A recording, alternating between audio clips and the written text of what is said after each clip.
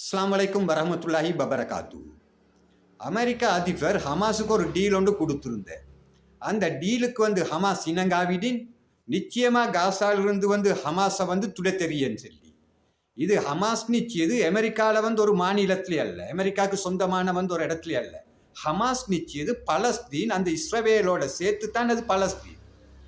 அப்போ போக வேண்டியது அந்த நாட்டை விட்டு யூதர்களோ யூத இராணுவமோ அன்றி இதே ஏழ்மைக்கா டொனால்டு ட்ரம்புக்கு வேணுமாக்கா அவங்களுக்கு அது செய்ததுக்கு ஏழும்.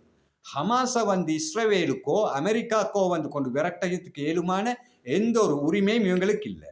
இன்னொன்று நல்லா புரிஞ்சுக்கோங்க, ஹமாஸ் கொண்டு கொமேனி, அதாவது ஈரானோட பேசாம இவங்கள்கிட்ட எந்த ஒரு நிபந்தனையை அவங்க ஏற்க போறது இல்லை. அது உலகம் அறிஞ்சது ஒன்று தான். அரபு நாடுகள் இன்றைக்கு அமெரிக்காட அடிமைகளா வந்துருச்சு.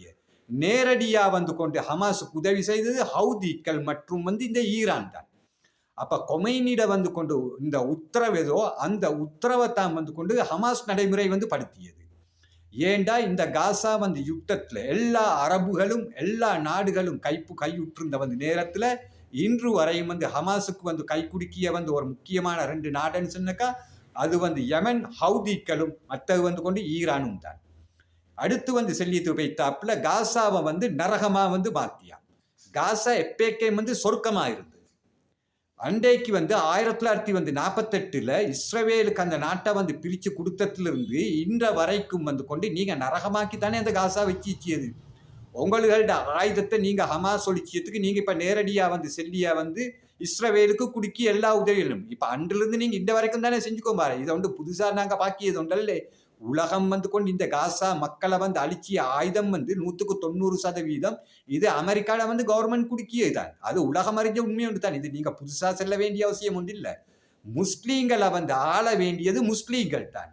அந்த நாட்டை ஆள வேண்டியது ஒரு முஸ்லீம் ஒரு ஹமாஸ் தலைவர் ஒன்று தான் அந்த பலஸ்தீனை ஆள வேண்டியது.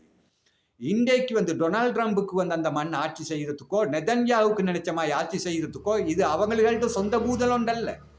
அப்போ ஹிட்லர் கொண்டு யூரோப்பிலிருந்து ஜெர்மனிலிருந்து ஹிட்லர் கொண்டு யூதர்கள் கொண்டு யூதர்களை விரட்டி அடித்ததுக்கு பிறகு மொத்த யூரோப் நாடுகளும் இவங்களை கொண்டு யாரும் இவங்கள சேர்த்துக்கொள்ளல.